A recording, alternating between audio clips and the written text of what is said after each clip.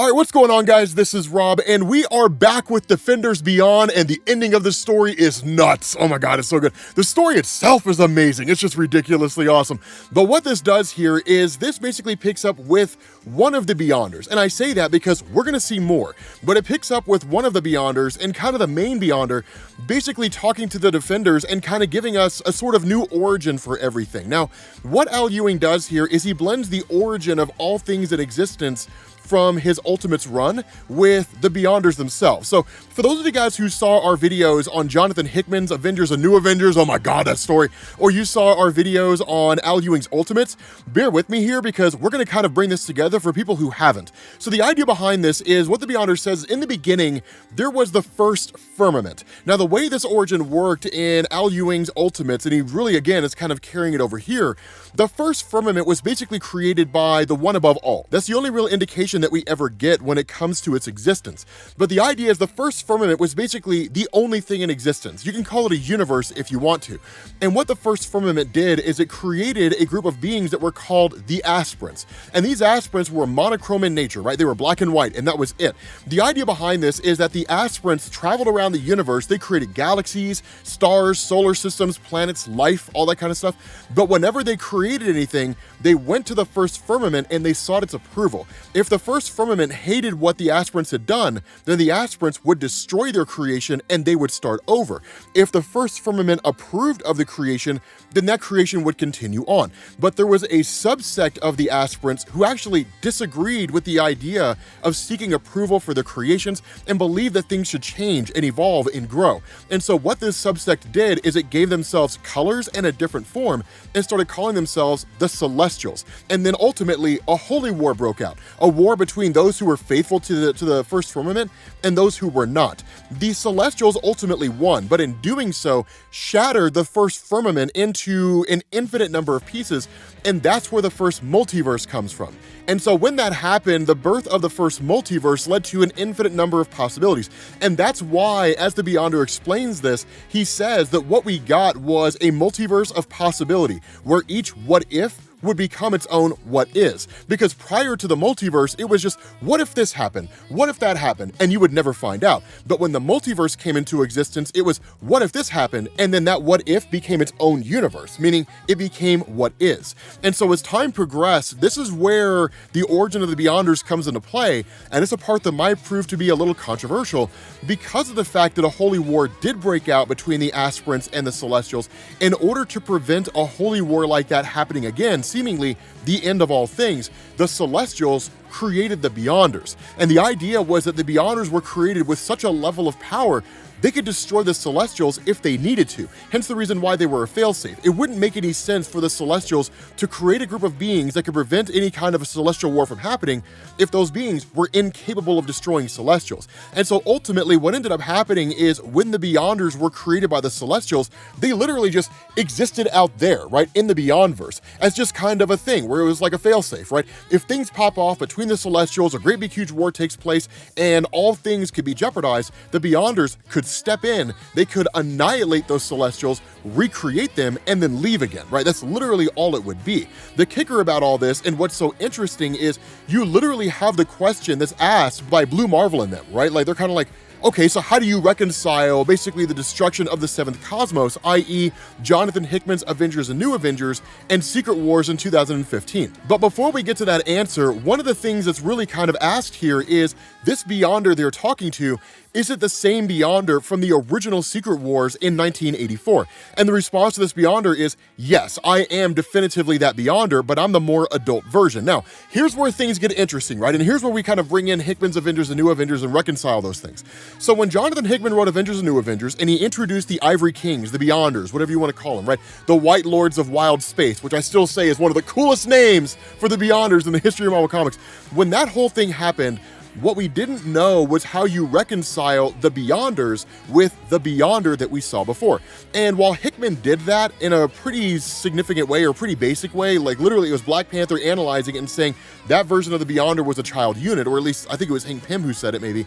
The important thing is he didn't really go that far in reconciling them. What Al Ewing does here is he says, okay, so when it comes to this original Beyonder, that when the Molecule Man Owen Reese first gained his powers, he did so by basically puncturing a hole into the Beyondverse without realizing it. He was basically creating a cosmic cube and didn't know it. And so where half that power went into the Molecule Man, the other half of that power was basically the Beyonder, which was still in an infant state. But because that hole was punched, that hole remained, which meant that this baby Beyonder, if you want to call it that, looked through that hole and saw the entirety of the Marvel multiverse on the other side, and was exceedingly curious about it. And that's why the Beyonder did what it did during Secret Wars in 1984. And that's why that Beyonder seems brand new. It doesn't understand superheroes. It's easily manipulated by Doctor Doom, different things along those lines, right? It's more curious about superheroes than anything else. Why do good guys fight bad guys? Why do good guys fight good guys, right? Why do things like that happen? The reason why this Beyonder looks the way it does right now with like the great big huge silver shoulder straps and all that kind of stuff is because that's the last form that it took before we basically saw its non-existence, right? Before it seemingly ceased to exist. When we saw it in Secret Wars 2, and then the unofficial Fantastic Four Secret Wars follow-up, which basically saw the Beyonder and Molecule Man merging into a cosmic cube together. By and large, Al Ewing is ignoring that Fantastic Four story, so we can also ignore it as well. But basically, this form that we see with the Beyonder, it's the last time we saw it in terms of its physical appearance. And so it's kind of cool here, because one of the things that the Beyonders say here is that in this place where the Defenders are at, they're beyond the multiverse. And the reality is they cannot observe the Beyonders in their most pure form. So that's why the Beyonders took on a physical form made of matter in order to communicate with them. It's not that dissimilar from what the cosmic entities do. What the cosmic entities do is they go to a realm called the Dimension of Manifestations, and they meet with a being called Anthropomorpho. And Anthropomorpho gives them a physical form that their quote-unquote concept can house, and then they appear in the main Marvel universe. It's just one of those things that takes place. That was established back in the old Quasar comics in the early 1990s. But the thing about this is that's why the Beyonders appear the way they do, is because it's really the only way that these guys could understand them. And so following back to our question where they ask about Jonathan Hickman's Avengers and New Avengers, the collapse of the multiverse, the grand experiment, is that in that story, what Jonathan Hickman had established is that the origin of Molecule Man Owen Reese is exact across every universe. It's the exact same origin. And the reason for that is because what the Beyonders wanted to do is they wanted to basically ensure that someone like the Molecule Man could basically house an astronomical amount of power. Because remember, Owen Reese was powerful enough where he was powerful on a multiversal level. He was astronomically powerful. But when he dies, right, when he is destroyed, he wipes out a whole universe in the process. The idea of the Beyonders was to detonate the Molecule Man, Owen Reese, across every single universe and blow up every universe and destroy the multiverse in the process. At the time that Jonathan Hickman wrote that story, it was just an experiment and that was it. What Al Ewing establishes here is that there was actually a motivation behind it. That the reality, and it's not really overly explained here, it's just kind of a more of a hand-wavy thing than anything else. But what the Beyonders were doing is what was basically called a controlled demolition. Like when a city destroys a building, it was literally one of those things where they were like, it was time for the seventh cosmos to end, right? We had to end it so that we could basically stop some major coming threat called the Dominion. And we don't exactly know what it is, but it's just some major threat that exists out there that's going to arrive, and when it does, basically everything's going to be destroyed. The hopes of the Beyonders was to basically keep that threat from coming at bay by destroying the seventh cosmos. But as we know, while the seventh cosmos was destroyed, right, the multiverse did die, Doctor Doom seized the power of the Beyonders for himself. He brought everything back, or most everything back, in the form of Battle World, and then at the end of Secret Wars, the power of the Beyonders was taken from Doctor Doom by the Molecule Man, given to Reed Richards of the Fantastic Four, and Reed Richards set everything back. That by and large, what it basically meant is everything was effectively reset to the way it was before the events of Avengers and New Avengers ever happened, meaning the threat of the Dominion remains. It was never stopped. And so as a result of that, while this is a kind of new concept, we didn't know about the Dominion before, that ultimately the superheroes literally secure their own demise. And so at the moment, the Beyonders are actually trying to figure out a way to stop the Dominion from appearing, because they know if they were to try to initiate some major multiversal cataclysm like they did before, that ultimately there'd be no way of stopping it. The superheroes would ultimately prevent it from happening, right? Secret Wars would happen all over again. And so one of the crazy things that goes on is that you do have this bit of a discussion, and for the Beyonders themselves, they appear very human in nature, right, in terms of how they communicate, how they talk, how they act, because it's a way that human beings would be able to identify with. That the thing about this is the Beyonders intend to destroy the Defenders, because if the Defenders travel further, it could complicate whatever plans the Beyonders have. Now, the reason why the Beyonders want to even destroy the Defenders in the first place beyond complicating their plans is they know the Defenders will try to push further beyond the Beyondverse, which is really kind of an interesting thing, because in Marvel Comics, there was no indication that there was anything beyond the Beyondverse outside of like the Far Shore, right, where like cosmic entities go to die. That was it, right? The Far Shore is as close as you get to the realm of the One Above All, and even depending on who's telling the story, it in fact is the realm of the One Above All, right? It really just kind of depends on what's going on. But the thing about this is that the Defenders will try to push further. They'll try to go beyond. And as a result of that, the Beyonders trying to destroy them right now will basically keep that from happening.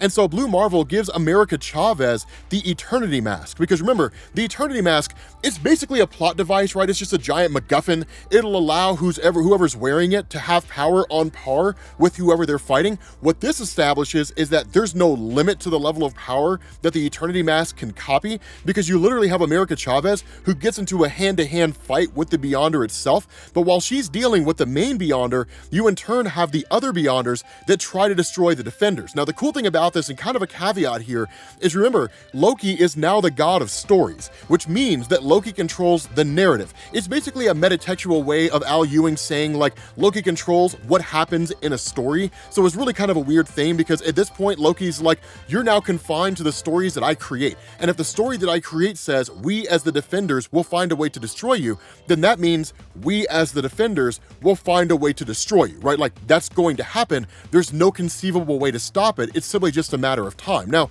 it's kind of one of those open-ended things where maybe the Defenders like die here, they come back at some future point in time, and they destroy the Beyonders then. We don't really know. Like, it's just one of those things where their defeat is governed. So literally everything that you see transpiring from this point going forward is being done so based on the story narrative that Loki has created. I know it's kind of weird, it's a little wonky. Al Ewing can be a little zany with how he writes his stories. The content in the stories is amazing, but the way he tells them is a little weird, right? If you don't believe me, look no further than the Immortal Hulk.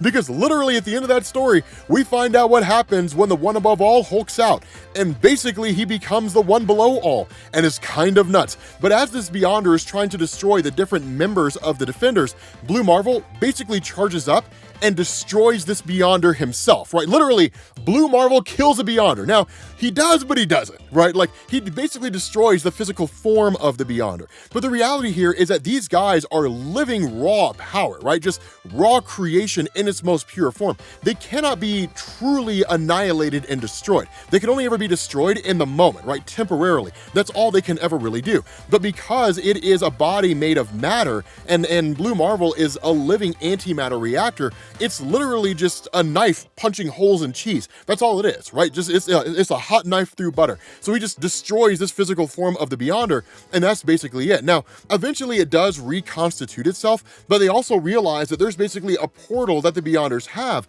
that will allow the Defenders to transport beyond, right? To move beyond.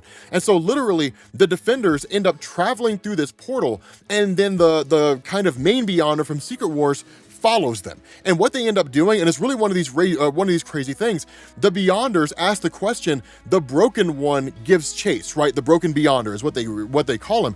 And they ask, should we prevent this? And the statement's made, don't succumb to narrative forces. We have done all we can. If the Defenders choose to traverse beyond the beyond, they have chosen the path of trial. They have chosen fire. And so what we're literally told here is fire and limitless light, yawning wide for eternity's defenders, as Taaia opens herself up for the white-hot heart that turns a cosmos and speaks life at the edge of life's end. And so she's met by this kind of disembodied voice, and it seemingly takes her over, right? Literally, it says, "You called out in defiance of death. I heard, and I came." Now, anybody who's familiar with Marvel Comics, anybody who knows anything about Marvel Comics in relation to Chris Claremont's run of the X-Men, you know exactly who this is, because you've seen this statement before. You've read this statement before, where a person was dying and their mind called out in defiance of death for some form of aid, and a figure appeared that saved them and everybody else they knew from death. And so suddenly you have this figure who appears to the Defenders and says, Defenders, hear me. No longer am I the science ear that you knew. I am Taaia no more. I am fire and life incarnate, now and forever. I am the Phoenix. Quite literally, the Defenders have traveled to the White Hot Room. Now, for those of you guys who don't know what the White Hot Room is, you'll find out next week, because we're gonna bring this video to an end. Cliffhanger. Thank you guys for watching, and I will catch you all later. Oh, here's a question you have to ask. What happens now that you have a Beyonder in the White Hot Room? Is the Phoenix more powerful than the Beyonder? That's the question you gotta ask. But thank you all for watching, and I will catch you all later. Peace.